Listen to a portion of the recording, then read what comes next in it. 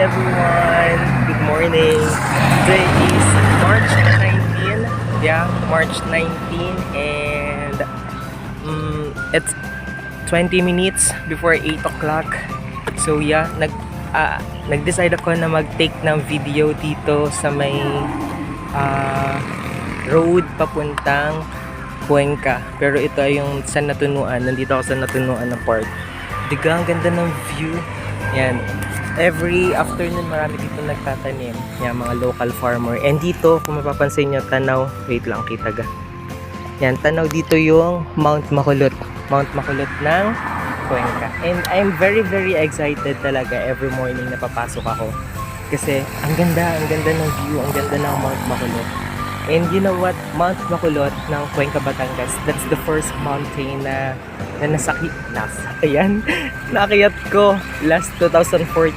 And nakakiyat ko siya nung birthday ko. Yeah, March 28 and birthday din ata namin ni Larry that time.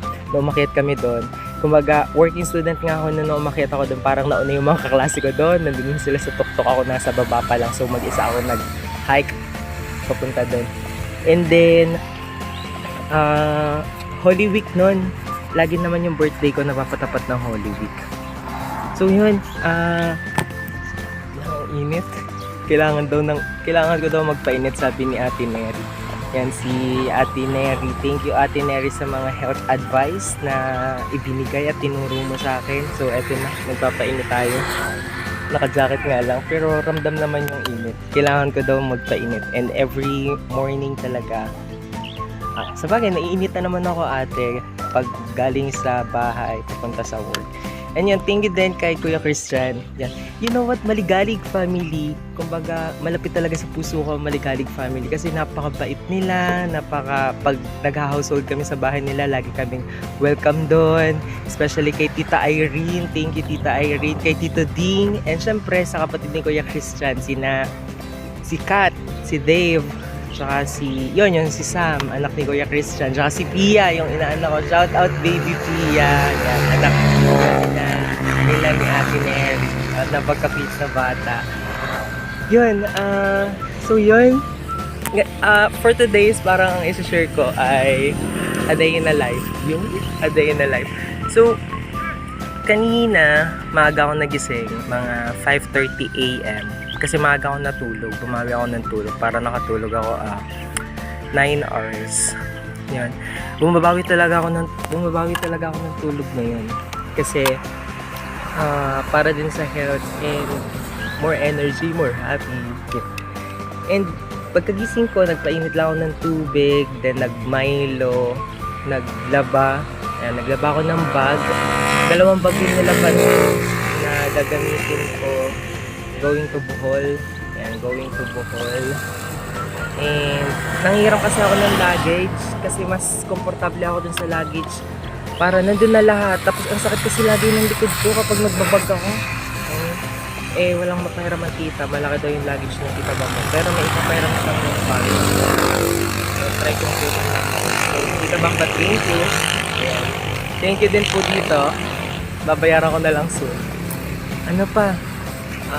Nag-ayos ako ng papers, nag-organize ako ng mga documents kasi tambak na naman doon sa table ko. And kailangan ko mag-compile for my reviewer. God, midterm na sa Saturday, pero pumayag naman yung mga doktor na magkaroon ako ng special examination by next week. Possible Wednesday. Yeah, Wednesday ako mag-take ng exam. It's March 27, a day before my birthday. Para naman nakapag-review ako from Bohol. Kasi yung schedule ng midterm this coming Saturday, conflict siya. Kasabay siya nung World Singer Congress. And yun, tingnan nito. May nakikita tayo. Yan, farmer. So, let's support our local farmer. Napakasipag talaga nila. Sila yung parang living heroes nowadays. Ang galing. Para tayong tubo. Yung tubo, oo nga, yung sasukal. So yan, after kong naglaba na rin ako ng mga basahan, yung kinakalat at dinudumihan ni City yung aso ko, napakakalat.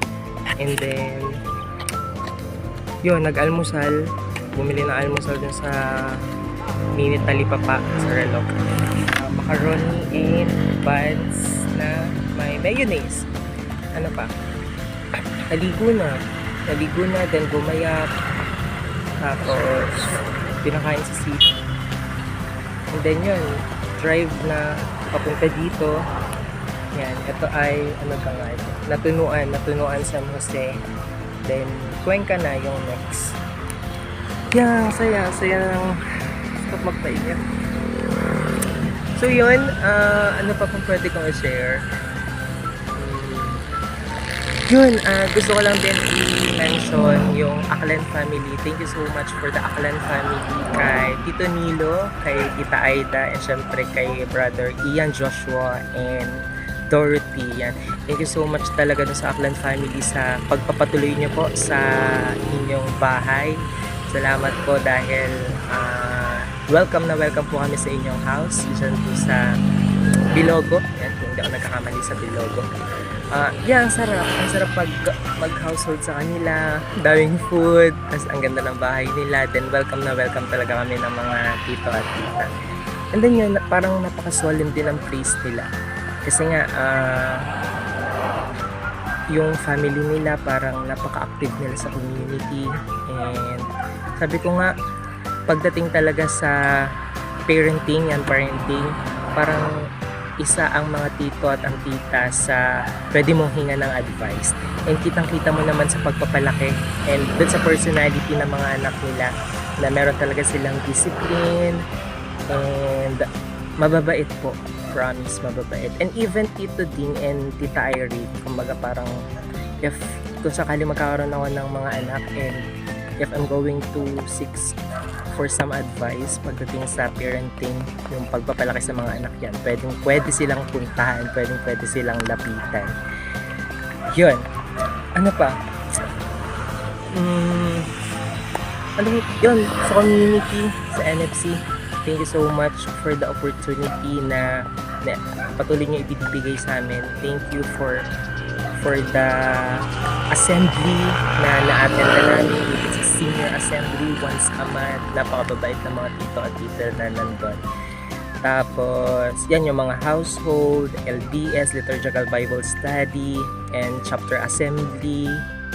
Yun, solid talaga yung samahan kapag nandito ka sa community. So, ano pa hinihintay mo? Attend na ng CLS. So, yun, kailan ba yung CLS? Support na lang tayo if may time.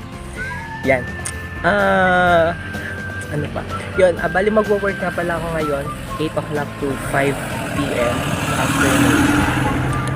Assign siguro ako ngayon sa emergency room kasi nga naka-leave si Ma'am Hana. So, shout out Ma'am Hana and ingat po palagi. And kahapon, duty naman ako sa OPD, Outpatient Department. Nakapag-encode naman ako no morning. And then, tumawag sa akin si Ma'am Joreen. Pinapunta niya ako sa Kapitolyo kasi may sinunod na DTR kay Ma'am Miriam. So, naayos naman. Though, nagkaroon ng konting conflict pero nasettle naman. And yun, parang nag-submit din ata ako ng letter sa PSU. And ano pa, then bumalik pa ako ng Cuenca. Kasi nga nag-ayos pa rin ako doon and yun, nagpakita pa rin ako sa AO namin kaya Mami G. So, ano ba mangyayari ngayon? Sa emergency room ata ako and then OPD, kung makakapag-encode pa din. Then yun, minsan sa laboratory sa hapon, after duty sa OPD, kasi close na ang OPD namin ng 4 p.m. So minsan, doon ako pumupunta sa laboratory. Yan. So yun, mamaya baka pumunta ako ng Banay-Banay kasi susundin ko yung kaibigan ko. Mag-aayos ng clearance and mag-aayos ng resume kasi mag-apply siya tomorrow. And then try ko rin makapunta sa Tita Bamba para dun sa bag. Ano pa? So yun, anong oras na? Kailangan ko nang pumunta sa work. Bye! Ingat kayo, bye!